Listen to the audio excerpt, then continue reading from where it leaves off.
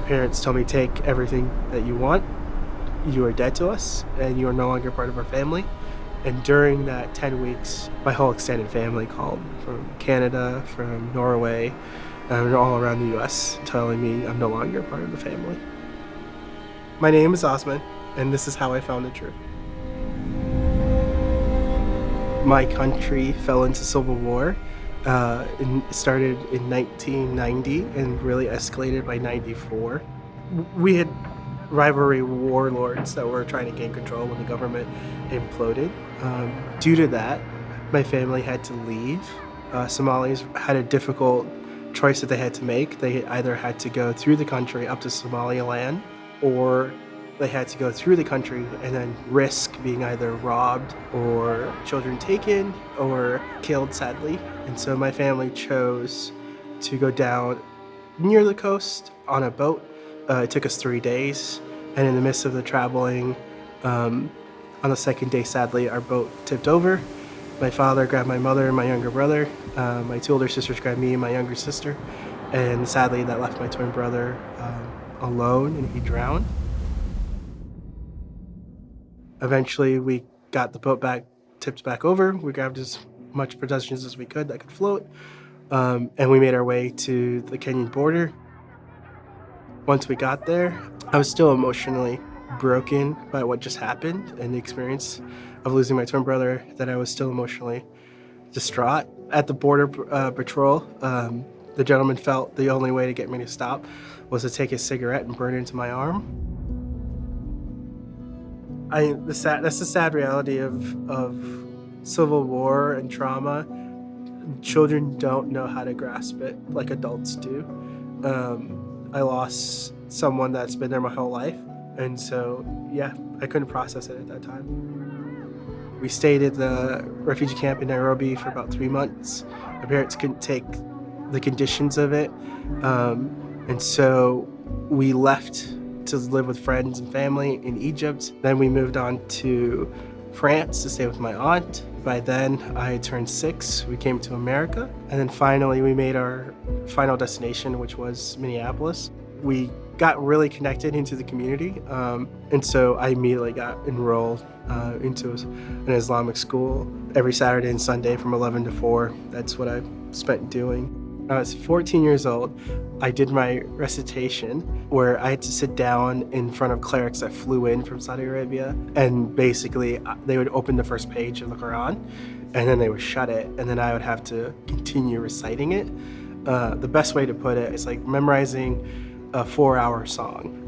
My fellow classmates, Abdullah Muhammad, finished theirs in 3 hours and some minutes, but mine was 4 hours and 36 minutes. As a reward for memorizing the Quran, me, Abdullah Muhammad, and then other fellow students were given a free trip to Saudi Arabia by the Saudi government. When we came back from Mecca, I didn't have a desire to become an imam, but I had a desire to now share Islam with others. And I was very fortunate that my best friend at the time was a Christian who went to a youth group that kept inviting me to come. And so I then took the invitation to go to youth group with my own intention of converting them. This is my first exposure to youth group from a Christian point of view. In Islam, it's different. Prayer is scripted. It's 5 times a day, and you pray certain prayers. So to hear teenagers openly and directly speaking to God was totally foreign to me. But God was really softening my heart. So much so, the youth pastor walks up and goes, "Hey, next week we are studying Abraham taking his son to be a burnt offering. Would you like to come?" And Abraham is like a huge pillar for me as a Muslim. And so I said yes. I show up the next week, and we open up to Abraham taking his son. And as soon as they got to Isaac, I immediately put the Bible down and said, "Excuse me, but you're wrong. It was Ishmael." And he goes, "We believe in Christianity that Abraham took his son Isaac to be burnt offering, not Ishmael. But if you have any questions, feel free to ask my boss, Dave." It took me 3 months to read the Bible, cover to cover. And as I read it, felt that there was a lot of inconsistencies and inaccuracies of what happened because of my Islamic upbringing. So I literally just took them and started ripping them right out of the Bible. I had naturally started forming questions. So I did what every good Muslim teenager would do. I took my questions in the Bible to the mosque and I presented them to what we call professor in the Somali word. But I got hit for the first time, like in the face. That has never happened. And he told me, do not ever bring this back into our building. That shocked me because I've never experienced that kind of anger and animosity before. And so I went to the next source of a Christian authority that I knew, and that was my best friend's dad, Dave, who's a senior pastor, who I felt comfortable to ask questions. The first time I met Dave was dinner at his house. Typical questions that you ask during dinner were asked, like, so what's your name? Then the follow-up question is, what do you do for a living? And Dave responds with, well, I'm a pastor.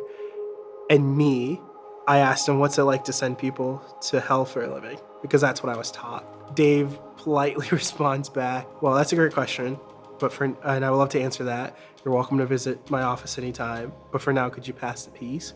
Lo and behold, years later, I then come to his office. I sit down.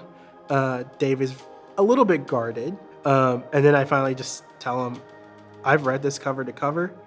I don't know who else to ask, but I have questions. And so that started a 3-year journey where we met one-on-one every Friday at the church. It was difficult because for me, it wasn't just a head knowledge, but rather a heart. And the consequences for me to follow Jesus meant I had to give something up. And the reality was it was my family. Growing up in Islam, I had to earn salvation and question if I was saved. But the beauty of the gospel and resting in what Jesus did was difficult. It took me 3 years because I really wrestled with, I don't have to do anything, but rather Christ did everything. And it took me 3 years to receive that free gift. But it's the best gift I've ever received. Our church had a baptismal, and the way that baptism works is it happens after church with family and friends staying behind. Because I felt no one would stay or no one would be interested, I asked if I could get baptized at the lake. What I thought was just going to be a small gathering ended up being the whole church, which was about 400 people screaming and yelling at the top of a hill while I was getting baptized. It was a beautiful moment. My freshman year, I got really involved with campus ministry, and due to that, I got invited to go on a mission trip to San Diego.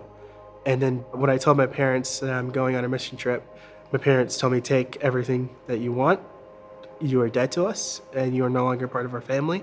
And during that 10 weeks, my whole extended family called from Canada, from Norway, and all around the US, telling me I'm no longer part of the family.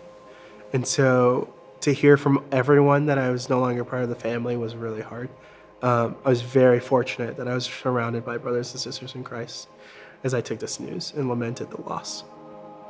Yes, I lost my relationship with my family, but my family in Christ has grown so much, and it took me a while to realize that blood on the inside is not as powerful as blood on the outside. Christ's blood covers all of us, and because of that, I get to call all Christians my brothers and sisters, and that family is so much more than what I lost. Surprise for you. So we have someone who wants to talk to you. Oh, hey, Dave. Hi, Osman. There you go. How's it Can going? you hear me? Yeah, You've had quite a journey, right? I did. Yeah. And we've been on the journey together. Yeah. And it's been awesome to see how much you have grown and matured, both as a person and in your faith.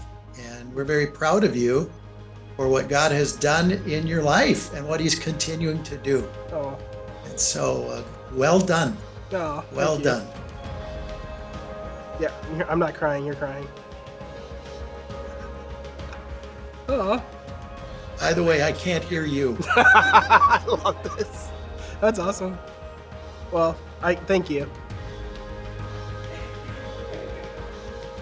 Aw, that was encouraging. My name is Osman, and I'm from Somalia, and I found the truth.